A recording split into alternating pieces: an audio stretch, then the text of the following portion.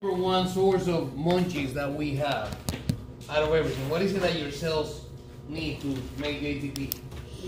Glucose. So everything has to be glucose, glucose, glucose, glucose, glucose, and after that more glucose. So, better.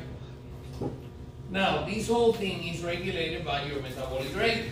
And remember that metabolism is anabolism and catabolism. When you eat this stuff, you catabolize, you break it down into little, tiny little molecules. And then you make stuff with those little molecules, and that's what we call anabolism. That's why you see that little bodybuilders, they take anabolic steroids to help them. So, the metabolism results from a balance. And remember that metabolism is regulated by what gland? Thyroid? The thyroid gland, exactly. Your band and orchestra species. Cadence music. Cadence music. Yeah, in there, done that. Now, remember that the whole purpose of eating is making ATP because your cells need ATP to do whatever they're supposed to do. So without ATP, you go bye-bye. Now, in order to do this making ATP business, what do you need? What are the three components of making ATP? Heat. Glucose, heat, and what else? No, man, water is a waste product. Hello? You can do it without this thing, but it turns out to be very inefficient if you do it without it. Enzymes? What? Enzymes? No. Yeah, of course there's going to be enzymes, but the main ingredient of this stuff to make glucose. Remember, it's a burning process, the triangle thing.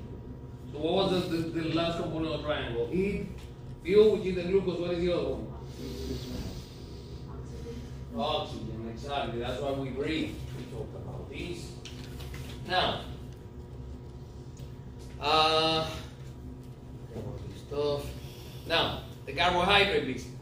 Why do we need the stupid carbohydrates? Number one, the glucose is the number one fuel of the body. And remember that in every other carbohydrate that we eat is going to be turning to glucose because your body needs glucose. Now, what do we do with the glucose? Number one, ATP production. Number two, we make everything with the energy that we get from the glucose. So it's pretty much our main resource to do everything. We make amino acids because we make our own amino acids. We make glycogen, of course, and of course we're going to make triglycerides. Remember, I always said these 300 million times. You eat. I see she's eating. What is she eating now?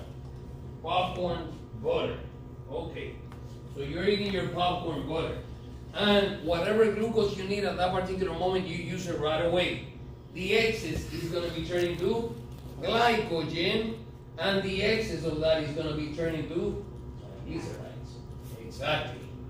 So, the glucose goes down from plasma membrane, and the plasma membrane is going to go through simple diffusion based on concentration gradients. Now, there are some cells of the body where 99% of the cells of the body is going to go through simple diffusion. But there's a group of cells where you need insulin to get rid of the excess glucose. So we need the insulin. The insulin works as a key that opens the door, and the glucose coming in, and everybody's happy. Increases the insertion for transporter, blah, blah, blah, blah. So it makes the business faster. But the most important cells of your body do not need insulin to work. That's something important to keep in mind. And the sedation of glucose produced to produce ATP is what we call cellular respiration. That was on the exam I gave you the other day.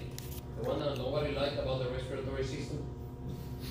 I don't know why nobody liked that exam. It was such a cute exam. It was nasty as hell, I know. Many, yeah. Now, we process these glucose in three different reactions. I don't know why he says 4. There's actually only 3. Number 1, glycolysis. Where is glycolysis going on? Inside the mitochondria or outside the mitochondria? What? It's inside. I'm going to take off my shoe. I'm going to throw it at you. What did you say? Outside. It happens outside the mitochondria. Is glycolysis an aerobic process or an anaerobic process? Huh? What's wrong with these people today? What are you guys smoking? That weed, you have to get the good weed, people. You're smoking that cheap stuff. Now, yes, it's an anaerobic process, which, if you get into the microbiology class, that's how bacteria does whatever it's supposed to do. Although, you know that there's some bacteria that they're aerobic bacteria and they do Krebs cycle and they do a little bit of electrotransfer chain. But whatever anaerobic bacteria we deal with is only going to do glycolysis and it's going to do fermentation, which comes somewhere around here. We're going to talk about that in a little while.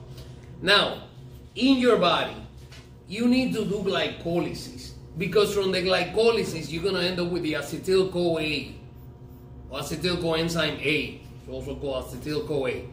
And the acetyl-CoA is needed to go into the Krebs cycle, which is needed to go into the electrotransfer chain. And both of these reactions happen inside the what? Inside the mitochondria in the presence of oxygen. So glycolysis is an anaerobic reaction and the Krebs cycle and the electrotransfer chain are aerobic reactions, especially the electron transfer chain. That's where we get most of our ATP. Now, let me ask you something. Let me pick on somebody today. I don't know. I feel like messing somebody's head today. Miss Murray. God damn it. Looking so cute today. What do you think your red blood cell is going to do? Is it going to do glycolysis only or glycolysis, Krebs cycle, and electrotransfer chain? The second one. No, man, just glycolysis only. Because remember that the red blood cell, even though it's the most important cell of your body, it doesn't have anything. It doesn't have mitochondria. It doesn't have a nucleus. It doesn't have squat. The only thing your red blood cell has is hemoglobin. That's it. So, the only source of energy inside your red blood cell, the little bit of energy they need, because they don't need much energy, it's just a little transport, little supermarket cart, is glycolysis.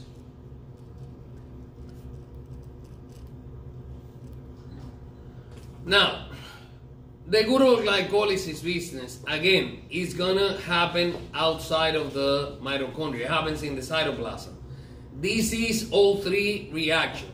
So you're gonna have one molecule of glucose is gonna go through a glycolysis, and then you're gonna end up with pyruvic acid, which is gonna turn into acetyl-CoA, and the acetyl-CoA is gonna go into the Krebs cycle. And then from the Krebs cycle, you're gonna go into the electron transfer chain and make a bunch of ATP. Now, from the glycolysis, the problem with glycolysis is that since this is an anaerobic reaction, you make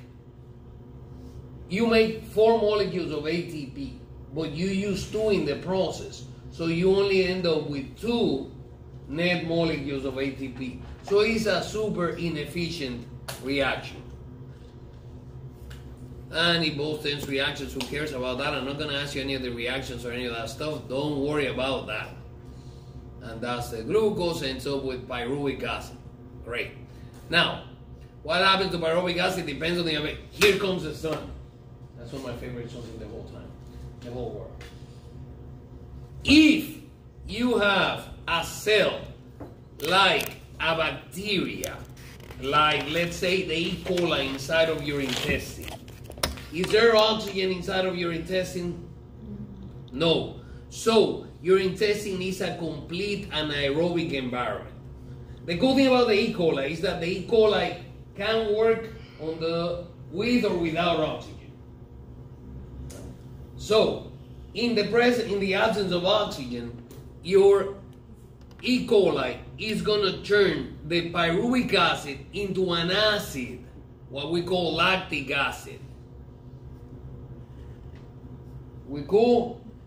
Now, In the presence of oxygen, on the other hand, which is what happens to us aerobic organisms, the pyruvic acid is going to be turned into acetyl-CoA. And the acetyl-CoA is going to go inside the mitochondria and give you your Krebs cycle and the electron transfer chain. So the whole thing depends on the presence of oxygen. But let's say that I'm going to take Miss Guerra. Miss Guerra, do you go to the gym often? Great. Best candidate for the job. You and I were going to go to the gym today. And we want to prove that we're like invincible. So we're going to start doing all the shit at the gym and all this stuff. What's going to happen to me and Guerra tomorrow morning? We're going to be all fucked up. Why? Exactly. Remember that, going back to Anatomy 1, chapter 10, or 9, whatever it is, 9. Whenever you start exercising, you start the exercise process on what we call an oxygen depth. Because right now we're sitting down, and all of a sudden I say, the tsunami is coming. We start running for the tsunami. That's scary shit, the tsunami. I don't know if you've ever seen one on TV. So we're running. Now we're really fucked because there's no high ground here, 4 miles, we're all drowned. There's nowhere to run. So we start running. Right now, your muscles are at rest. And as you start getting into the exercise business, you start breathing harder, harder, harder, trying to pay off your lack of oxygen that you have from the beginning of the exercise, the oxygen there. To the point that once we stop running or doing whatever we're supposed to do, what's going to happen? You're going to be like, trying to pay off your debt. Now, what happens? Guerra and I, tomorrow we're going to wake up all sore, but we're going to keep going back to the gym, and we're going to keep going, What's going to happen? Eventually, the muscles are going to get more and more and more efficient, and they're going to start going from the lactic acid into acetyl-CoA. And you're going to start using more and more your mitochondria. It's a business of you use it or you lose it. Same thing. If you're sitting on your butt all day, you're going to get the lactic acidosis. Because, if you try to go run.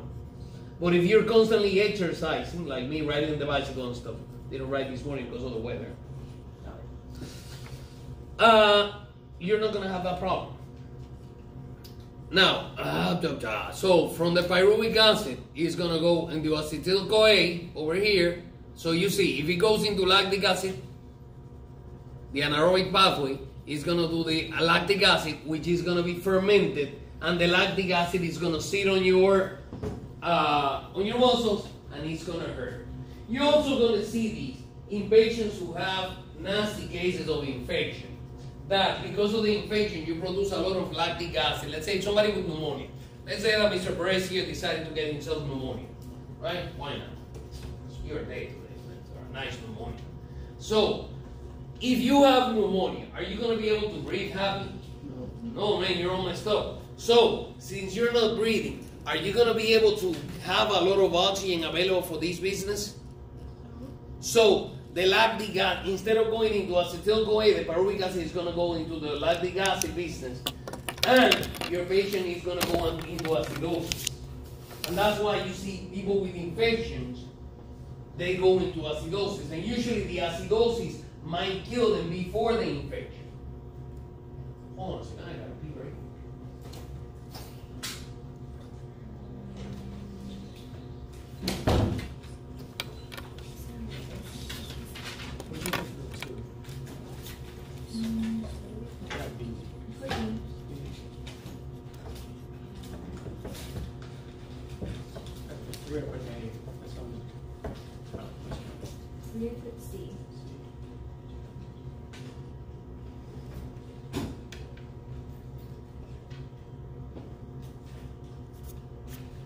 I get home when you're going to check on these. I'll be grateful today. What's the one more answer? Oh yeah, for sure. What would it be?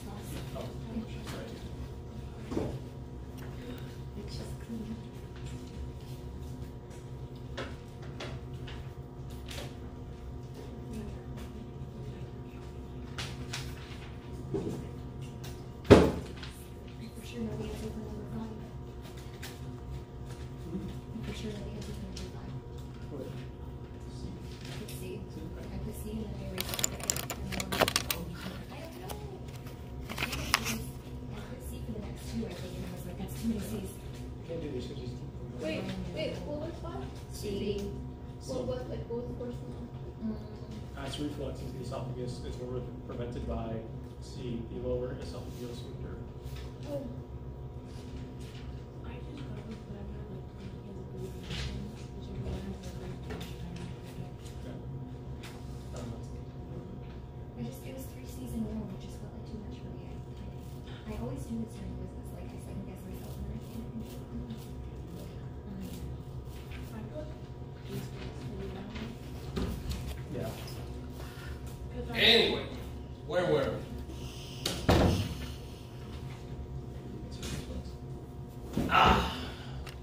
Now, as we go into keep going into the business, you decided to make the acetyl-CoA, and the acetyl-CoA is going to go inside the mitochondria, and it's going to go into the Krebs cycle.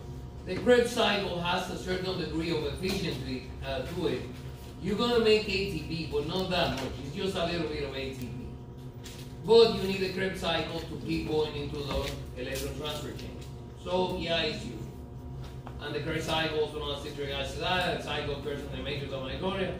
And there's 8 reactions. There's 8 of them. I don't really care about them. And then this one is the big kahuna. And this is a series of electron carriers in the mitochondria. Heterogeneous error makes a bunch of ATP. And blah, blah, blah. Now, the whole business here is that you're going to have, you know that the inside of the mitochondria is made out of these double infolds of membrane. And you're going to have, going through these membranes, through these channels, electrons going, in the presence of a lot of oxygen, of course, electrons going from one side of the double membrane to the other. And this happens in a very rapid fashion. And that's, every time it happens, you make ATP. So, at the end of the game, for every molecule of glucose, you end up with about 28 out of this guy, about 4 from the other guy, and 2 more from the other guy. So you end up with 32 to 36 molecules of ATP. So yes, the oxygen makes a big difference here. So anywhere from 30 to 32, some books might tell you a little more. And then at the end of the day, you're going to end up with CO2, which is a waste product of cellular respiration. And that's why we have to put it back in the blood and send it back to the lungs. And you're going to get water. So, yes, that's your glucose, right there. And you end up with 30 to 32 molecules of ATP. So it's quite an efficient business. And there are your different reactions. The glucose not in a major stir. Now, like I said before, whatever glucose you don't eat, you don't use at that particular moment, you're gonna turn it into glycogen. So we have a process called glycogenesis. Genesis for beginning. So the beginning of the glycogen. And glycogen, remember that is this complex carbohydrate you find in mammals. And we are mammals, right? We are mammals. We better be, right? Now, where do we store the glycogen? Where and where? Liver and where else? On pancreas. No, the pancreas is coming right now. Don't worry, I won't let you down. You really like that pancreas, huh? So, it's like a daughter. You can tell she doesn't work. And she's telling me to go to the store to buy her some stupid paper. I have a shitload of notebooks at my house that she can use to do her stupid homework. Well, no, she wants the specific paper, whatever. Damn! Anyway, where else do you put the glycogen? People, please. Skeletal muscle. Please, thank you. And cardiac muscle too. Very much skeletal, cardiac muscle, and liver. Now, the good old glycogen is saved into those spaces for times of need. So, once you eat, let me see, what has in our lunch today? So, it's Mary over there. When was the last time you ate, Mary? Probably 3 o'clock yesterday. Jesus. Holy mackerel. That's not good. Did you have coffee? At No. least? Water? No. Nothing? No. Nothing. Damn. Okay, why hasn't Mary passed out? Pure willpower. Okay? Plus the glycogen. Now, the glycogen is going to be broken down back into glucose by a process called glycogenolysis. So remember, lysis means breaking. Genesis means making it. And as you can see, this process happens both ways. You go glucose to glycogen and then glycogen to glucose.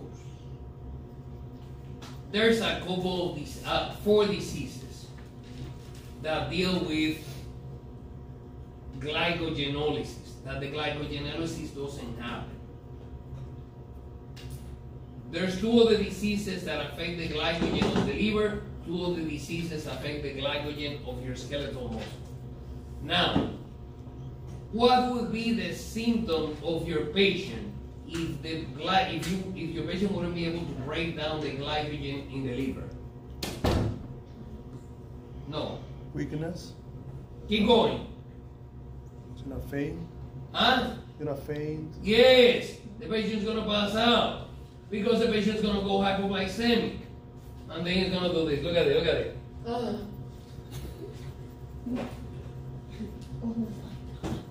Oh.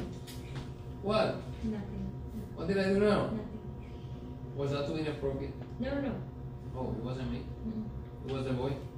No. What are you doing, man? It wasn't him. Don't blame him. It's all his fault. Okay, so then you have the people who have issues with the glycogen in muscle, in skeletal muscle.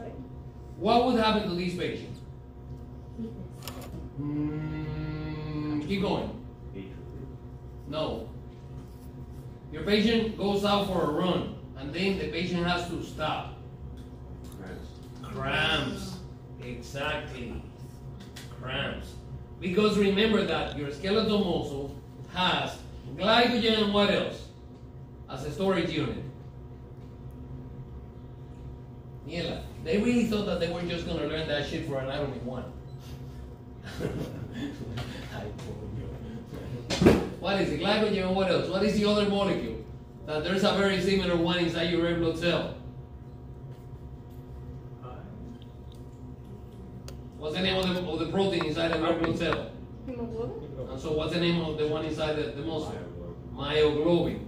And what is the myoglobin for? For the red meat to dark meat to look dark. Exactly. You remember that? Right, Gardner? Yeah, he said it like 300 years ago. I faintly remember. No, you said it a couple different times. I do remember. So we talked about Kentucky Fried Chicken. Yeah, that's how I remember that. Exactly. So the boy, if you take yourself a little kid, you don't have kids, right? No. Don't go out in any kids, brother. Stay like that. Wait till you're in your 30s. We'll have your kid. So, if you want to give your kid like an overdose of protein, what you do is that you boil a chicken thigh, and then you put it on the processor and make it like a puree thing, and just give it to the kid. That's an overdose of protein right there. Really, really good. It's not bad. You add the salt and pepper. Tastes really good. Huh? Why do you boil it? Just water and salt. But why? That's how you get it. Because you have to cook it, man. You're not gonna give your child raw chicken. Raw chicken. What is the name of the disease you get with that? Salmonella, is it? Huh? Yeah, you don't want to give your kids salmonella. You have to cook the chicken very well. Okay, so the glucose may be formed from proteins as well. Now, we have this process called gluco. Look at this. There's the guy from the Matrix here. Gluco Neo. My name is Neo. Genesis. What is neo? New. New, exactly. So what are you doing? You're building stuff out of thin air. What is your thin air? Triglycerides, lactic acid, and amino acids. And that's why I've been telling you all along. You get your patient. Your patient is going to run out of glycogen. And then the patient is going to go after the triglycerides. Once you run out of triglycerides, your patient is going to go after what? Exactly, the protein. And that's why I told you about my uncle who died of, colon cancer. That the guy was a very big fellow when he was healthy. And when I saw him, 11 years ago when he died, he was completely consumed. I saw him like 2 weeks before he died. And the guy was like completely skin and bones. Completely wasted.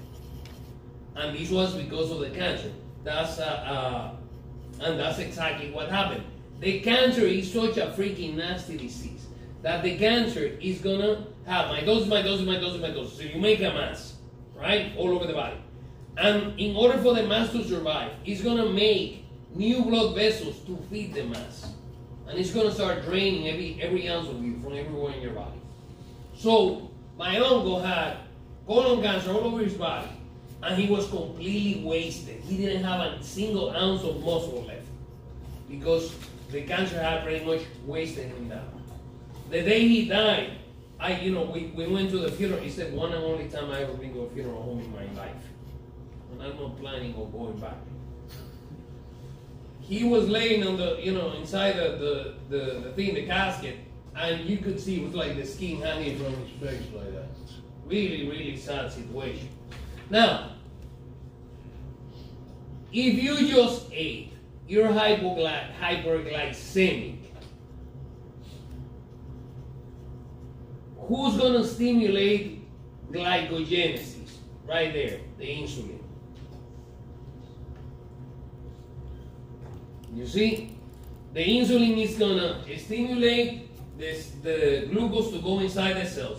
But it's also going to stimulate the glucose turning into glycogen. Then you have Mary over there that she's in the business right now of glycogenolysis. So what is she secreting? A bunch of glucagon. And the glucagon is going to go to the liver, it's going to go to the skeletal muscle, and it's going to start breaking down the glycogen back into glucose. Really cute stuff. Now, both the glucagon, the thyroid hormones, are going to stimulate gluconeogenesis, meaning getting the fat. But there's a cortisol. Why would you see the cortisol there? Now, remember that the cortisol is a hormone you secrete when you are under situations of stress. So your body is looking for glucose. The cortisol is going to raise your glucose levels all over your body. So it's going to try to turn the fat into glucose. Now what's going to happen? You got to hear my friend, Ms. Camacho. She made it to my class. She got accepted to nursing school and got herself fresh out of nursing school. She passed the NCLEX and got herself a gig at Lee Memorial. That's your dream job, right? And guess what? Your dream job, since you're the new girl, guess what shift you're going to work? The night shift. You're screwed. 7 p.m. to 7 a.m. So, what's the problem with working the night shift? Stressful. Huh? Because, what's it called? The circadian rhythm? You guys are like amazing. Exactly. Your body, even though we're in this society that you have to work 24/7, 24 hours a day and all that stuff, 7 days a week, the human body is not made for that. So we actually work on circadian rhythm. Once you throw the organism out of the circadian rhythm, the whole thing goes down the drain. So you're going to have these excess of cortisol swimming in your body, and you're going to see a bunch of nurses that they start working the night shift, they gain weight, and then down, I'm not talking about this is going to happen to you overnight, okay? But they're going to gain weight, and they may have issues with a hyperglycemia, and some of them may develop diabetes as a consequence of this stuff. Besides, remember, when you're working the night shift, what is one of the things you do to relieve anxiety and keep yourself awake? You eat and drink coffee, and eat and drink coffee. So that's adding more fuel to the fire. The thing is that the coffee by itself doesn't do the trick. You need to drink the coffee and eat the donuts. Because what is the coffee gonna do? The coffee is gonna help you open more glucose channels, so you can get more glucose into your brain and ring awake. What? It suppresses your appetite. Not mine. Suppresses Listen, I have my coffee in the morning. If I don't get that cup of coffee, I'm dead. I don't know if any of you is addicted to coffee like I am. If I don't have that cup of coffee, you get what? I got hungry. I get the nastiest freaking headache on the planet. Yeah. And I mean nasty. It's like,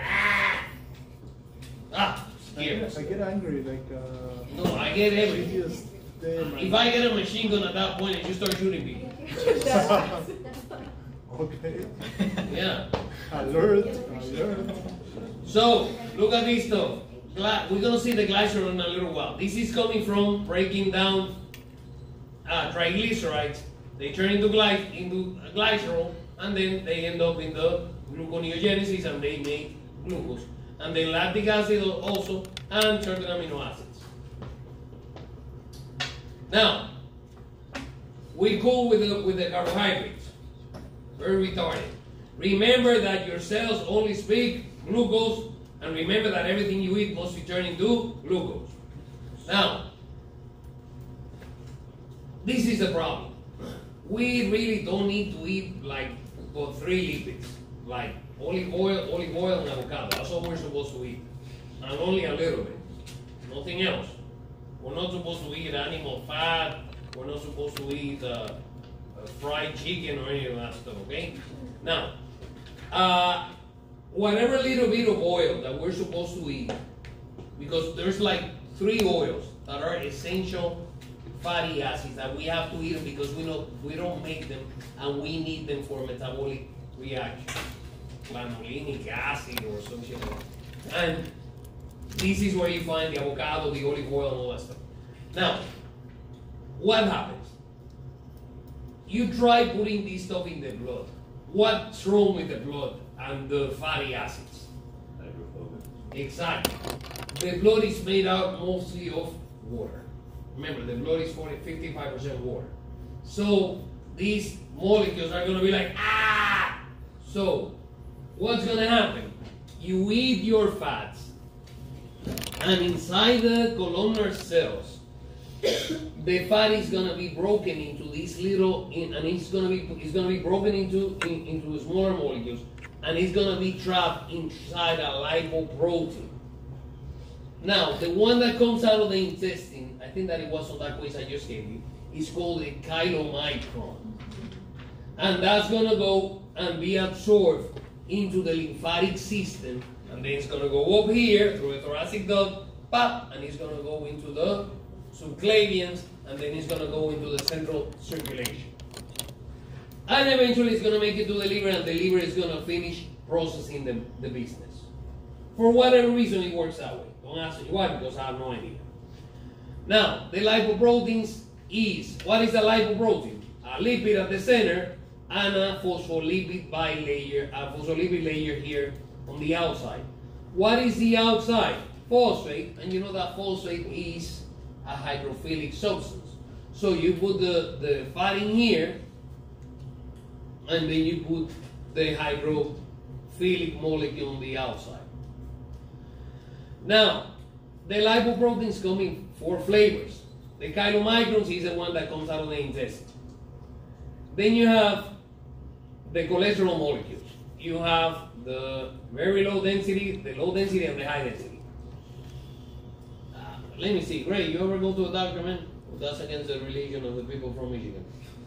I go when I'm sick. You never go in for your checkup, your 3,000-mile oil change? Yeah. You have to go for your physical, man. No, you have to go every year for a physical. I'm So, going this week. huh? I'm going this week. Good for you. Now, make sure you bring us the copy of your comprehensive metabolic panel, Okay. please, so we can play with that. Now, with your permission, I'll have you sign the HIPAA form, don't worry.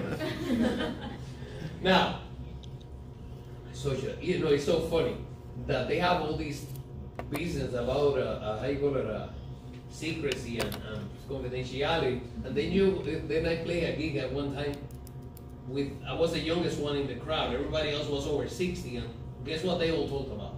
My prostate is this big, oh, my heart is this big, oh, I went to the doctor and he told me that my boob is this big, I have a cancer this big.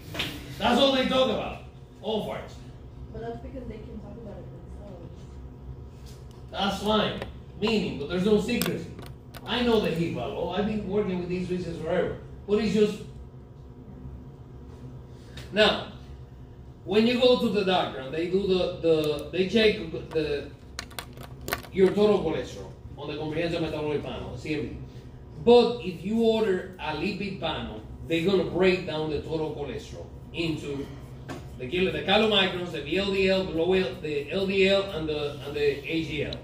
Now, the VLDL and the LDL are the bad guys. Those are the ones that can cause trouble. Because they're gonna stay in the blood and mess around in the blood, and they can cause cardiovascular disease, and they can cause strokes and stuff like that, because they can stick to the wall of the blood vessels, and they can cause a blockade. Now, this guy is the good guy, the high density lipoprotein, because it's gonna help you get rid of the excess cholesterol from the body. Now, in an ideal world, meaning me, because for whatever reason I have good cholesterol, because of my mom, it's all genetics, and we inherited this from my grandfather. My grandmother had bad cholesterol, and she gave it to my aunt. And my aunt has high cholesterol, and her son has high cholesterol. But I got the good genes from my grandfather. You see, it's really messed up. Now, in an ideal world, if you do a lipid panel, you're gonna have a lot of these and a little bit of these. And that's what happens to my lipid panel. I have a lot of HDL and a little bit of LDL. But because of the fact that the high cholesterol business, the familial hypercholesterolemia, is a genetic disease, you have all these people in the society that they have, touching the girlfriend? Okay. You have high cholesterol, they have a lot of issues with this. And the cholesterol comes with foods like eggs, meaning the egg yolk, not the egg white. Egg white. You can eat egg white. Egg white good because it's a lot of protein. meat, and dairy. You see, they like to say where those of you like to drink your dairy. But most of the cholesterol we have in our body, we make it our own, ourselves. That's why we don't have to eat cholesterol. And remember, the excess of cholesterol is associated with atherosclerosis, the formation of the atheroma plaque that causes heart disease and strokes. We cool?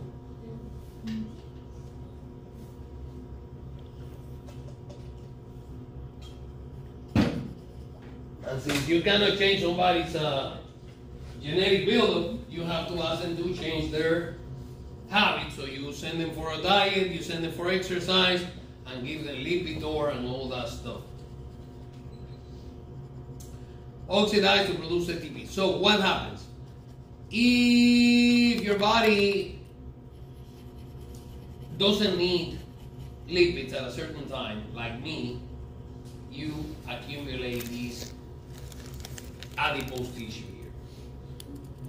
But if at some point I get rid of all the glycogen I have, then I'm going to start breaking down these into lipolysis is the name of the process. And the lipolysis is going to turn the triglycerides into glycerol. And the glycerol, if you remember from a couple of slides back, is going to go into the process of glycogenolysis. I mean, glyconeogenesis, to make glycogen, or to turn it into glucose. Remember, everything has to be turned into glucose. Now, this is the problem. That's why it's so difficult to lose weight. This is a very complicated process, and it takes a lot of work. Now, back in the day, and I saw this the other day because there's still some dumbass people doing this. You're gonna see some people. I went the other day to the bicycle store, and it was freaking burning that day. That was last week or the week before, I don't remember. And I go to the bicycle store that's on 6 Mile Cypress, across from the Walmart, and 6 Mile and Colonial there, and where there was a sports authority there. Now they have a gym there, a 24-hour fitness or whatever, around the clock fitness, whatever it is.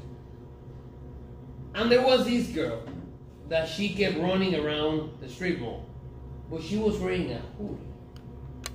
Now, it was 3 p.m.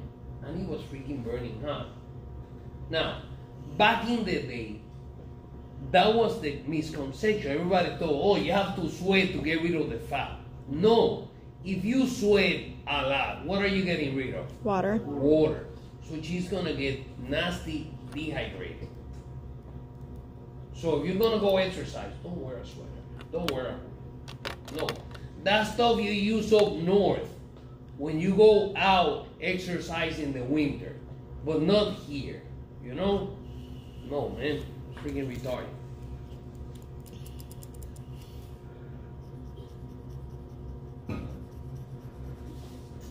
Now, the anabolism, the making new lipids, lipogenesis, happens whenever there's an excess of glucose or whenever there's an excess of amino acids. You see, a lot of people say, well, I'm going to follow whatever diet, what is it they call it, the keto diet, which is the same as the Atkins diet. Same crap. You don't, never heard of Atkins? That's the keto diet, but that's how they call it 20 years ago. It's the same thing. That's the one that they use a lot of proteins. Right? Exactly. It's the same crap. It's exactly the same thing. The keto diet is just the Atkins diet rebranded. Same that the Paleolithic diet. So no, No, the paleo diet is a little different because the paleo diet is more about eating raw stuff. You eat a lot of vegetables. Right? Proteins and just proteins and veggies. That's it. No more. Okay. And if you can cook it better, there's definitely in that. So raw meat. Yeah, if you can. I love raw meat. That's crazy. Now, excess of glucose, excess of protein is going to be turning to fat. There's no way around that. So here's the diagram. Excess of, and these are all two-way reactions. So glucose, the excess, is going to be turning to glycerol, is going to be turning to triglycerides. Amino acids, again, triglycerides. Or the lipolysis is going to go from triglycerides to glycerol and into glucose or into acetyl-CoA. Now what happens? We have the ketone bodies. What was that disease where people go into ketoacidosis? Huh? What? Which one? Huh? Hyperglycemia. Yeah, which one? What diabetes? Which one of the diabetes? One or two? No. One. Remember, I told you ketoacidosis is the acute complication of diabetes type 1. And what happens? Whenever you have diabetes, there's a group of cells of your body that are not getting the glucose. So what are they going to do? They're going to start whining, bitching, and complaining. They're going to tell the big kahuna, the boss, brain, we are hungry. We are not getting munchies. So what is the brain gonna do? The brain's gonna start the process of breaking down fatty acids. But it's gonna, because what the brain is thinking is that there's no glucose. So they start breaking down the fatty acids, but they break down the fatty acids too fast. And in this process, you make these ketone bodies, and your patient is going to go into ketoacidosis. The pH of the blood goes down, and your patient, if they don't treat him, is going to go bye-bye. So, yes, not good. Now, the proteins. Digested proteins are broken down into amino acids, which are not stored, but are either oxidized and produce ATP or used to synthesize new protein. Protein functions as enzymes, transport, like the hemoglobin and the albumin that you transfer stuff with them, serving as antibodies, clotting factors, and all that stuff. Super, super important, the proteins. Now, this is the thing. There's the protein catabolism, the breaking down, and the anabolism, the synthesis. We make our own proteins. However, because we make our own hemoglobin, we make our own myoglobin, and we make our own albumin. However, in order to do this, we have to eat what we call the 20 essential amino acids. I think that this reader only talks about 10, but there's actually 20 essential amino acids. And why are they called essential again? We have to eat them. Because, Body can make them. but why do we have to eat them? The body doesn't produce it. Because the body doesn't produce them. Exactly, that's why they call essential. Because your body needs them for a bunch of reactions, but your body doesn't produce them. Remember, I gave you the example of the production of melanin. In order for you to make melanin, you need an amino acid. Don't ask me which one because I don't remember. And whenever you produce, if you, for whatever reason, lack the enzyme to process this amino acid and turn it into melanin, what disease is that? Albinism, exactly. So those are your 20 amino acids. Key molecules of metabolic process, I don't know what that means. And the glucose 6-phosphate, pyruvic acid, acetyl-CoA is really important in metabolism. And they involve in synthesis of glycogen and glycolysis and all that stuff. Pyruvic acid is going to go into it's going to do the fermentation, produce lactic acid, and it's also going to work into gluconeogenesis. And the acetyl-CoA is going to go into a Krebs cycle, or is going to be turned into lipids. That's what that diagram showed you before. So here are the molecules working. Metabolic depends,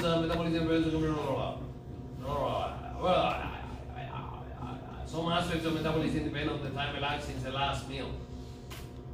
So you're always going to be talking about before the meal, after the meal. So here are the metabolic adaptations. So the post-absorptive state, fuels are ready in the body.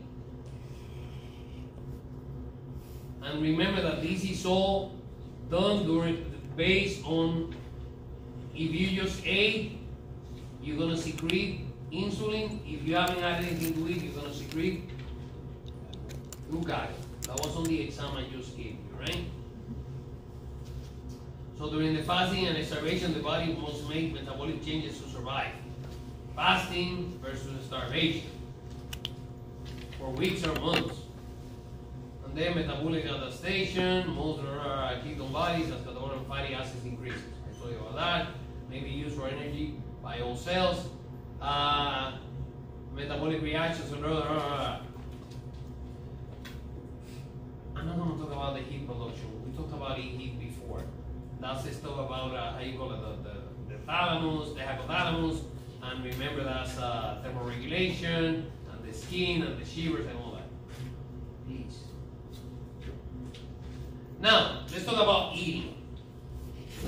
There's something very funny about this chapter. I'm going to show you now in a little while.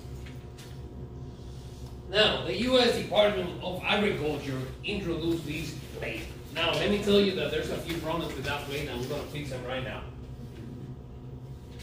Now, this is important when you talk to your retarded patients. you have to tell them, one of the things you have to do is patient education. You have to teach them how to eat. Because people don't know how to eat. All they eat is McDonald's, right? Why do they eat McDonald's? Because it's cheaper. Easy. One of the, exactly, it's easy, it's fast, and it's cheap. That's the whole thing. So the recommendation, the plate should be this.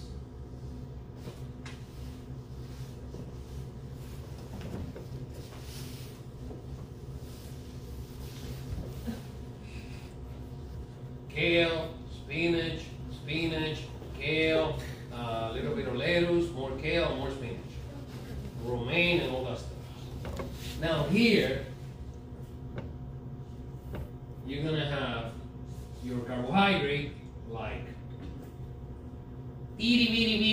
like half a cup of rice or half a cup of pasta, whatever you're into. You know, whatever, some grain or something like that. And then here, you're gonna have a source of protein. Now, if you are into Mexican food, you can have a small tortilla here, 1 or 2 tortillas. That's it. That should count. For the protein business, and if you're into Cuban stuff, have a cup of rice. But this is the thing, the Dominican Republic, if you don't have like a big freaking volteo of rice, like a dump truck of rice, you haven't had nothing. Yeah. I mean, you have to see this. If you don't see it, you don't believe it. It's amazing. I was like, holy shit, can't believe how these people eat all these rice. Look about this much rice. Yeah. With the beans over and then I know. they eat with a spoon. Oh, Talking yeah. about the construction work. I eat To fix and learn the You're wild. I eat rice. Huh? You're wild. What? How was you? No, they like the spoon. Like this one, you get my stuff. And you hold it like this. Yeah. But you don't breathe, you just eat them. Exactly. And they're not fat because these people are burning the thing. The reason we get fat is because you're supposed to eat as much as you burn. Why do we get fat? Because we eat more than what we burn. You know? Now, the dairy thing, we don't need to eat dairy. We talked about that a bunch of times. That's the things that this was, done in cahoots with the dairy industry. But no, we don't need to eat. Now, the fruits. Listen, you can have the fruits for dessert, why not? But I would recommend that instead have the fruit for snack. Halfway through the morning, eat a fruit. Halfway through the afternoon, eat a fruit. The fruit juice, is that good or bad? Bad. Nasty bad. Why is the fruit juice bad? Because you're eating just the bad part of the fruit. You're eating the sugar. And you're not eating the fiber, which is what makes the fruit so good to eat. Apples have a shitload of fiber. Bananas are really, really good for you. So that's how the plate should look. And here it tells you the servings and whatever occurs. Now, where do we get the minerals and the vitamins from? From the green stuff. Everything comes from the green stuff. Everything. And there's actually some proteins that we get from the green stuff. The calcium, the phosphorus, the potassium, all that stuff is on the green stuff. The iron, the green stuff. Iodine from the sea, air, or we have to put it in the soil. We talked about that. All this stuff from the green stuff. Now the vitamins. A, we need it for what? For skin and for what part of the eye? Yeah, the retina. What part of the retina? What photoreceptor? The cones or the rods? The rods, exactly. Now, D as in David, what is that for? Now you don't have to eat it because you make it yourself. For calcium absorption. Vitamin E as in Edward, is an antioxidant. Did I tell you about the antioxidant thing? For the past 20 years or so, they've been talking about the oxygen-free radicals and what happens is that we are aerobic organisms. We use oxygen. as a result of using oxygen, we have some waste products of cellular respiration besides the water and the CO2. We produce these radioactive, you can say, molecules of oxygen and hydroxy and all that stuff. Aerobic organisms like ourselves, we are able to get rid of this stuff easily. As we age, this stuff doesn't leave the body as easy, and it can mess you up. So they talk about these antioxidants that you have vitamins like vitamin C, vitamin E, that they're antioxidants. That's why they recommend that you eat your, how you call it, the blueberries and what's the other one? There's another one that they sell. Raspberry? No. It has a funny name to it, I don't remember. Anyway, vitamin K, what was that for? Coagulation. Important cofactor of the coagulation. When you take microbiology, they're going to tell you that you have aerobic organisms, but you also have anaerobic organisms. What is an anaerobic organism? Like the Clostridium. Doesn't require oxygen. Not only that it doesn't require oxygen, it cannot handle oxygen because it doesn't have a way to get rid of the oxygen free radicals, waste products of cellular respiration. So what happened? In the process of oxygen, they go, and that's why it is recommended that whenever you get a cut, before you go in for your tetanus shot, you clean the wound with what? Soap and water and what else? No, not iodine, before the iodine. Peroxide. Hydrogen peroxide. Because you're giving your bacteria, especially the Clostridium tetani, an overdose of oxygen. And the bacteria is gonna fry the shit out of it. And it's a really cute reaction. You see the same way that the blood goes shh, the same way the bacteria is gonna go shh. And then you have your B complex that does a bunch of stuff in your body. And then you have to, don't you have to take, what is it, nutrition? Then let the nutrition people teach you all this stuff. Yeah, we just. Now, this is what bothers me about this book. I have a student in my morning class. Yeah, she was in my morning class last semester. And she's from Kenya. It's a country in Africa. And she noticed the same thing I noticed about this slide.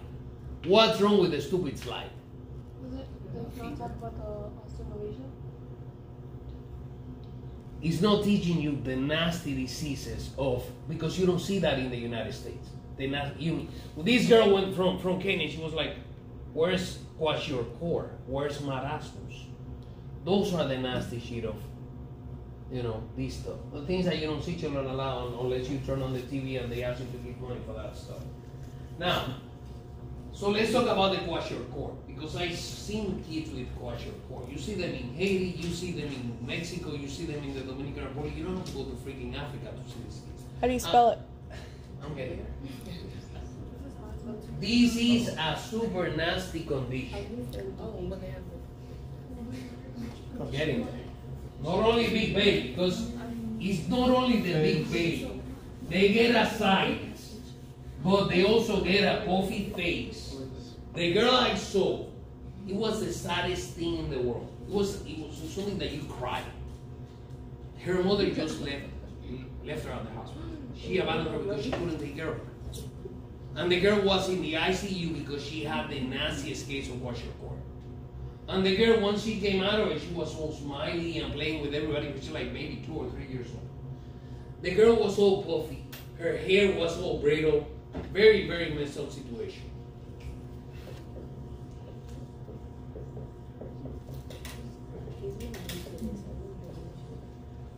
This word comes from the language of the country, African country of Ghana. And it means what happens to the first kid when the second kid is born. So what are you doing with the first kid at first? Breastfeeding the kid. And then the second kid is born. What do you have to do with this one? Put him down and breastfeed the other one. So what's going to happen to the second kid? He's not He's not gonna get, well, it's not like neglect, it's that we don't have money to go buy it at Walmart or Publix. Well, they don't have Publix and Walmart over there. So, this kid is gonna get a nasty case of hypoproteinemia. They don't have any protein. So, because they don't have protein, they're not eating any protein that they used to get from the milk. Now, they are unable to make albumin, and without the albumin, you lose what kind of pressure? The oncotic, and they get the edema. They're gonna get it on the face, they're gonna get an ascites. And those are the kids you see on TV with the big belly. That's one. The other one is marasmus. So kwashiorkor is because of low protein levels. Then marasmus. The marasmus is super nasty. Marasmus is pretty much not eating anything at all.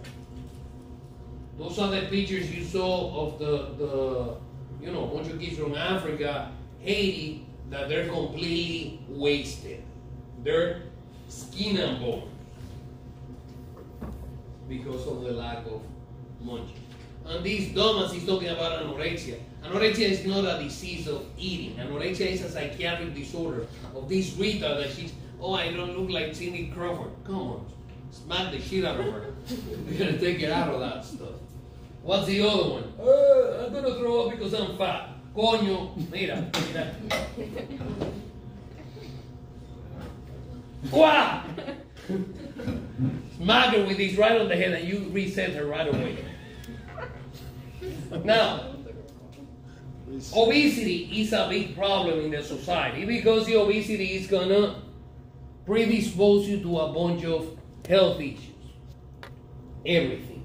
I mean, my mother has arthritis because of her obesity. She's always been a big girl. She lost about 10 years ago, she lost 80 pounds and she kept herself very well, but the damage is done.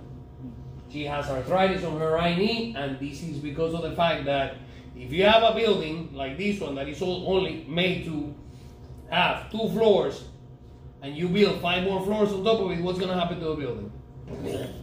It's going to crumble. Same thing with the arthritis business on these people. And that's just one of the diseases. Heart problems, strokes, high cholesterol, and bunch of stuff. Diabetes is super nasty. So, we're done. I think we're going to have the exam of this thing on, what is it? You said next week. Next week. Thursday, we're going to start the kidney. The chapter on the kidney is weird and long and confusing. So I'm going to give you that exam to go. Some nice one. Then, the last quiz, I'm going to give you that quiz to go also. Because last semester I had a bunch of issues when I was teaching anatomy too with the last exam. So we don't have so many issues with the last exam. I'm going to give you the last quiz to go. It's gonna be nasty. What, the last exam is not nasty. The thing is that what happened last semester, Carlos, was that everybody was sick, tired, and like, fuck it. So they're like, forget it, whatever. You know? And the same thing happened to these guys last semester. They should